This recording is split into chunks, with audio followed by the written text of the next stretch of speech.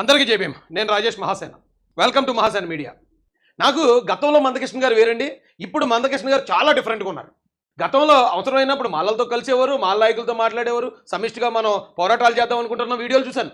కానీ ఇప్పుడు వచ్చేటప్పటికి కంప్లీట్గా మాలలందరినీ అటాక్ చేయటం, క్రిస్టియానిటీ మీద అటాక్ చేయటం, మాదిగల్లో ఉన్న ఉద్యోగులు ఎవరైతే ఉన్నారో వాళ్ళు రిజర్వేషన్ వదులుకోవాల్సిందే, క్రిమిలేయర్ పాటించాల్సిందని మాదిగల్లో ఉన్న ఉద్యోగుల్ని చివరాఖరికి వచ్చేటప్పటికండి అంబేద్కర్ గారిని కూడా టార్గెట్ చేసే స్థాయికి మందకృష్ణ గారు దిగజారిపోయారు. మందకృష్ణ గారు మొన్న మాలల్ని కించపరుస్తూ మాట్లాడారు, చూపించాను నేను.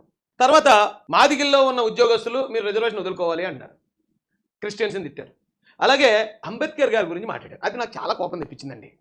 అంబేద్కర్ గారి గురించి గౌరవ మందకృష్ణ మాదిగ గారు ఏమన్నారో ఒకసారి విందాం. ఒక ఇంటెన్షన్తో రెచ్చగొడుతున్నారు మీరు. ఆ ఇంటెన్షన్లో భాగమే డైరెక్ట్గా అంబేద్కర్ గారినండి.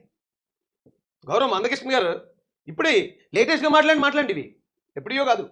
అంబేద్కర్ గారి గురించి ఆయన ఏం మాట్లాడుతున్నాడో, ముఖ్యంగా అంబేద్కర్ని ఇష్టపడి అంబేద్కర్ గారిలా జీవితం పొందామని అనుకున్న మాదిగ సోదరులు వినండి.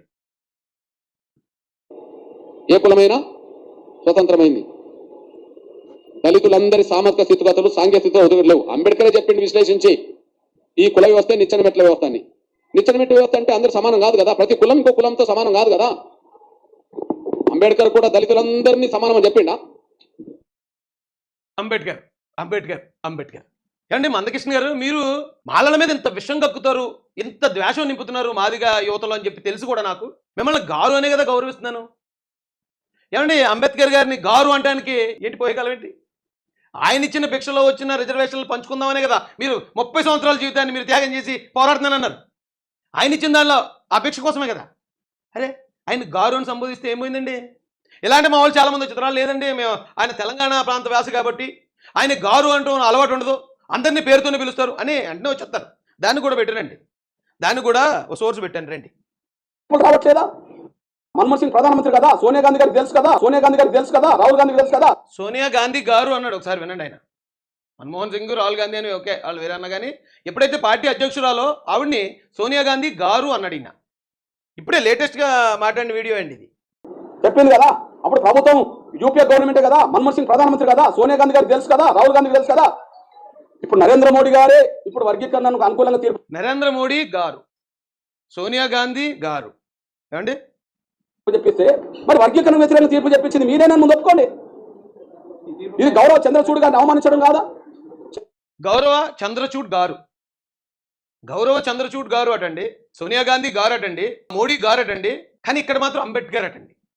అంబేద్కర్ ఏంటి ఎంత దారుణంగా దిగజారిపోయారు మందకృష్ణ గారు.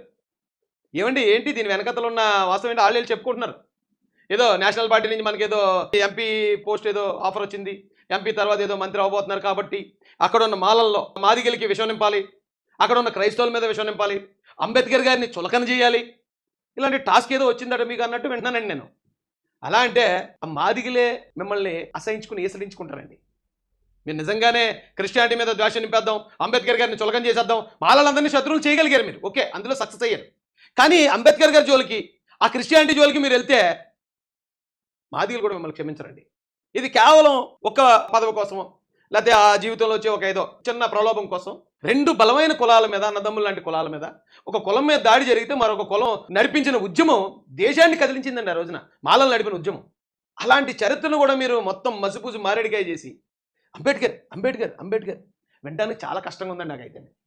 ఇంకా మిమ్మల్ని ఏమనంటే నా మాదిగ అన్నదమ్ములు నన్ను కొంచెం అపార్థం చేసుకుంటారేమో ఏమో అంటలేదు, కానీ ఇదే ఇంకొకటి ఎవడన్నా కానీ అంబేద్కర్ గారి గురించి అలా తప్పుగా మాట్లాడుంటే నాలికి కోసేద్దును, ఖచ్చితంగా నిలబెట్టి మొత్తం గొడ్లోడి తీసి మాట్లాడుతున్నాను.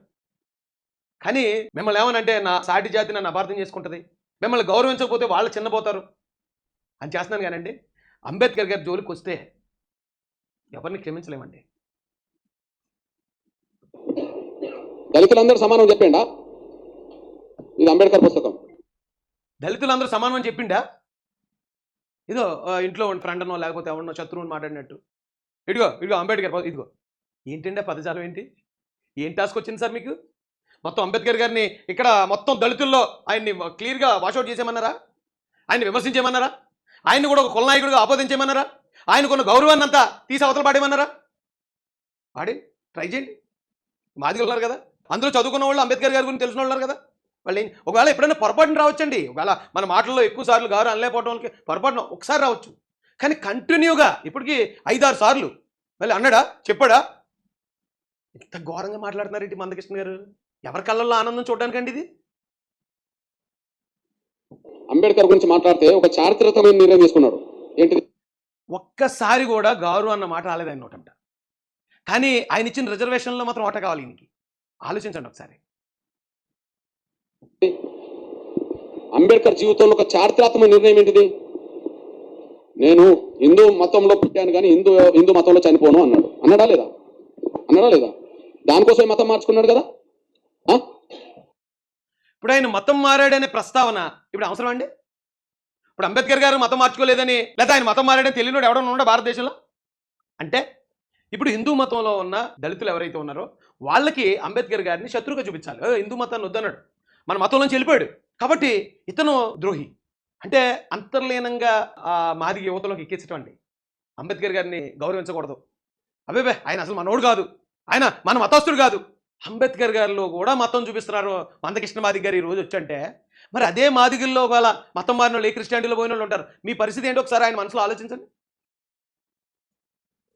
దానికోసం బౌద్ధ మతం తీసుకున్నాడు కదా. బౌద్ధ మతం తీసుకోవడానికి, హిందూ మతం నుంచి దూరం కావడానికి 10 కారణాలు చెప్పిండు. నేను చిన్నప్పుడు గిట్లా అవమానం పడ్డా, మా కులం అవమానం పడ్డది, అందరూ అవమానం పడ్డారు. ఈ అవమానించడానికి కారణం ఈ వ్యవస్థ కాబట్టి నేను అలా ఉండలేను అని చెప్పి నచ్చ చెప్పే ప్రయత్నం చేశాడు. బ్రదర్, నచ్చ చెప్పే ప్రయత్నం ఏంటండి అది నిజం కాదట. అప్పుడు నిజంగా కొన్ని కులాల మీద అన్టచబిలిటీ ఉండటం, లేదా అణిచివేత ఉండటం, వారిని ఊరికి దూరంగా నెట్టడం, మూతికి ముంత ముడ్డుకి తాటాకు, ఇవన్నీ కూడా నిజాలు కాదటండి. అంబేద్కర్ గారు నచ్చ చెప్పడానికి ప్రయత్నించాడట ఆయన మతం మారడం కోసం, అంతేగాని అవన్నీ నిజాలు కాదు. బా ఏం వక్రీకరిస్తున్నారు సార్ మీరు. నిజంగా ఇప్పుడు దాకా నేను ఒక పెద్ద ఆర్గనైజేషన్ చెందిన సోదరులను చూశాను, వాళ్ళ తెలివితేటలు చూశాను. నిజంగా వాళ్ళని కూడా మించిపోయారు సార్ మీరు. అంబేద్కర్ గారిని చులకన చేయడంలో, ఆయన డిఫేమ్ చేసే క్రమంలో వాళ్ళని మించిపోయారు మీరు. శభాష్, మీరు చేయండి. అంటే మీరు కూర్చొని కొమ్మని మీరే నరుక్కుంటున్నారు ఈ రోజున. అంబేద్కర్ గారిని చులకన చేయడం అంటే నీ బతుకు నువ్వే చులకన చేసుకున్నట్టు. అయినా ఇంక ఆయన గారాన్ని పిలబుద్దేయట్లేదు నాకు. మందకృష్ణ అంటాను నేను. మన కోసం జీవితాన్ని త్యాగం చేసి, పిల్లల్ని చంపుకుని, భార్యని చంపుకుని, అంత త్యాగం చేసిన మహానుభావుడు కదా బాబాసాహెబ్ అంబేద్కర్ గారు. ఆయన్నే ఆడు ఈడు అంబేద్కర్ అని ఇతను పిలుస్తున్నప్పుడు ఇతన్ని నేను గౌరవిస్తే అంబేద్కర్ గారికి నేను గౌరవించనట్టే అండి. నేను మందకృష్ణ అని పిలుస్తానండి. మందకృష్ణ చెప్పు. మందకృష్ణ అంబేద్కరే కదా. ఓకే, ఇక్కడ 59 కులాలు ఉన్నట్టుగానే అక్కడ 59 కులాలు ఉన్నాయి అనుకుందాం. 59 దళిత కులాలతో మీటింగ్ పెట్టలే అంబేద్కర్, వాళ్ళ సొంత కులంతోనే పెట్టిండు. అంబేద్కర్ 59 కులాల దళితులందరినీ మతం మార్చుకోమని చెప్పి మీటింగ్ పెట్టలే. ఆయన సొంత కులం ఏంటిది? మహర్ అంటే అక్కడ మాదిగ కాదు, డైరెక్ట్ మాదిగ పేరుతో ఉన్న వాళ్ళు ఉన్నారు. మాదిగ వృత్తికి సంబంధించిన మాతంగులు మాంగులు కూడా ఉంటారు. ఎవరు అక్కడ అంటే చర్మం వృత్తి చేసుకునే వాళ్ళు అక్కడ ఉంటారు కదా. మరి డాక్టర్ బాబాసాహెబ్ అంబేద్కర్ మత మార్పిడి చేసుకునే సమయంలో ఒక మీటింగ్ పెడతాడు. ఆ మీటింగ్ సందేశాన్ని వినిపిస్తా చూడండి. ఆ మీటింగ్లో మహర్ల మీటింగ్ పెడతాడు. కేవలం మహర్ కులస్తులతోనే సభ ఎందుకు ఆయన వేసుకుంటాడు. మళ్ళా ప్రశ్న ఏమో వేసుకుంటాడు మందకృష్ణ. ఆయన ఆ మీటింగ్ ఒకవేళ మహర్లతో పెట్టుండొచ్చు, కానీ ఆయన ఇచ్చిన రిజర్వేషన్లో మహర్లకు ఒక్కరికి ఇవ్వలేదు మందకృష్ణ. నిజంగా ఒకవేళ మహర్లకి ఇది నా కులం అనుకునే ఆ ఫీలింగ్ ఆయనకుండి, మహర్లకి మాలలకి ఇలా ఈ ఉపకులాలు ఏదైతే ఉన్నాయో వాళ్ళకి మాత్రమే ఇస్తానని ఉంటే, ఇవాళ మందకృష్ణ నువ్వు ఓటా కోసం ఇంత పోరాటం చేయడం, ఇంత విషం కక్కే అవకాశం నీకు లేకపోయింది కదా. ఆ ఒక్క మీటింగ్ని మహర్ కులంతో పెట్టాడు కాబట్టి ఆయన్ని ఈ రోజున ఇతర కులాలకి, ఎస్సీలో ఉన్న ఇతర కులాలకి ఆయన్ని శత్రువుగా చూపించాలనే నీ ప్రయత్నం మందకృష్ణ చరిత్రలో అత్యంత నీచ స్థాయిలో నిలబడిపోద్ది మందకృష్ణ. నీచ స్థాయిలో. ఒకవేళ కొంతమంది తమ్ముళ్ళు మీరిచ్చిన ట్రీట్మెంట్ వల్ల నాకు బెదిరింపులు, నేను దాడులు చేస్తాం, అది చేస్తాం అనేసి ఫోన్లు గిల్లు చేస్తున్నారు. మందకృష్ణ వాళ్ళకి చెప్పు నువ్వు. నేను ఇక్కడ గవర్నమెంట్ని ఎదుర్కొన్నవాడిని, జగన్మోహన్ రెడ్డి అనే ఒక నియంత్రణ ఎదుర్కొన్నవాడిని, ఎన్నో కేసులు, 2 హత్యా ప్రయత్నాలు. నా ప్రాణం ఎప్పుడూ నా సొంతం కాదు మందకృష్ణ. ఒక నిజం మాట్లాడటం కోసం లేదా న్యాయం వైపు నిలబడటం కోసం నా ప్రాణం పోతే చాలా ఆనందపడతాను నేను. కానీ మందకృష్ణ గుర్తుపెట్టుకో, మాలలో చులకన కాదు. మేము ఇప్పటి వరకు చాలా మందితో మాటలు పడ్డాం, అవమానాలు పడ్డాం, చాలా చోట్ల జరిగేవి. చివరికి సాటి కులస్తుడు అయిన నీతో కూడా మేము అవమానాలు పడాల్సిన కర్మకి దుస్థితికి ఈ రోజున ఈ ఆంధ్ర తెలంగాణ రాష్ట్రాల్లో ఉన్న మాలలో చేరుకున్నావయ్యా. అంబేద్కర్ గారిని కూడా అంత అగౌరవంగా ఆడు ఈడని మాట్లాడే స్థాయికి నువ్వు పబ్లిక్గా మాడుతున్నావు. ఓకే, నీ వెనకాతల ఏమో నువ్వు పంచిచ్చే రిజర్వేషన్ వల్ల ఏదో మా జీవితాలు మారిపోతాయనే నమ్మకం, ఆశ కొద్దిమంది యువకులు ఉంటే ఉండొచ్చు. అది నేనేమో తప్పట్టట్లే, దాన్ని నేనేమో అడ్డుకోవట్లే. కానీ ఇంత నీచానికి మాత్రం దిగజారక మందకృష్ణ. మనం ఈ రోజున ఈ బతుకుతున్నాం అంటే దానికి కారణం ఆయన. అలాంటి ఆయన్ని కూడా కేవలం ప్రలోభం కోసం చాలా బాధ అనిపిస్తుందండి మనసుకు నాకు. ఇప్పుడు అగ్రకులాలు అంటున్నాం చూడండి మనం.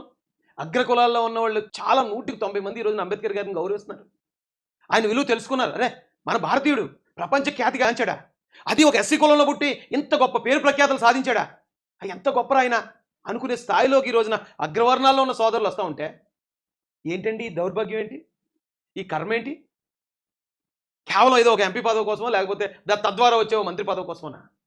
లేదా ఈయన ఆల్రెడీ పగబట్టున్న మాలలకి నష్టపడు, మాదిగలకి మేలు జరగడం కాదండి ఈయన ఉద్దేశం. ఇది మాదిగలకు మేలు జరగడం అంటే మాలల్ని కలుపుకొని మాయావతి గారిలా ఏకం చేసి ముఖ్యమంత్రి అయ్యే ప్రయత్నం చేతుడు ఆయన మందకృష్ణ గారు. మాదిగలకి మేలు జరగడం కాదు, మాలల నాశనం కావాలి ఆయనకి.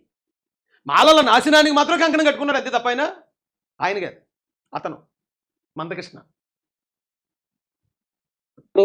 సమాజం నుంచి ఆయనకి ప్రశ్న ఎదురవుతుందని నువ్వు దళితులందరి కోసం పోరాటం చేస్తానని నాకు చెప్పావు కదా, మరి దళితులందరి మీటింగ్ పెట్టి ఒక నిర్ణయం తీసుకోవాలి కదా అని ఎవరైనా అంటారని చెప్పి మహాకులస్తులతో మీటింగ్ పెట్టుకుంటాడు అతను, తన సొంత కులస్తులతో పెట్టు.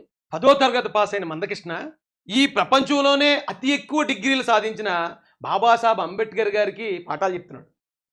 ఆయన ఎందుకు రాశాడో ఒక 10th క్లాస్ మందకృష్ణ ఈ రోజున పాఠాలు చెప్తున్నాడు అంబేద్కర్ గారికి. ఒకవేళ ఆయన ఉంటే ఆయన ముందు నిలబడి ఇలా పాఠాలు చెప్తాడేమో అండి. అలా అనుకుంటారని ఆయన ఏమనుకున్నాడో ఈయన చెప్తున్నాడు, విశదీకరిస్తున్నాడు. ఒక 10th క్లాస్ చదువుకున్న మందకృష్ణ. బా ఎంత మారిపోయావు మందకృష్ణ నువ్వు. చాలామంది కోపం వస్తుందండి, బాధ వస్తుంది మందకృష్ణ గారితో ఉన్న వాళ్ళకి. కానీ మరి నాకెంత బాధ వస్తుందండి. మేము ఈరోజు మా తల్లిదండ్రుల కన్నా ఎక్కువ, మా భార్య పిల్లల కన్నా ఎక్కువ గౌరవించి అంబేద్కర్ గారిని ఎవరో ఒక వ్యక్తి, 10వ తరగతి వ్యక్తి వచ్చి ఆడు ఈడు అని మాట్లాడుతూ, అంబేద్కర్ అని మాట్లాడుతూ, ఆయన ఒక కులానికి ఇచ్చేసి ఒక మతానికి ఆయన శత్రుగా చూపించే ప్రయత్నం చేస్తూ ఉంటే రగిలిపోతుంది నాకైతే. ఎంతగా దిగజారిపోతున్నాడు చూడండి మందకృష్ణ. అంబేద్కర్ గారి మీద అంత విషయం కక్కాడు అతను.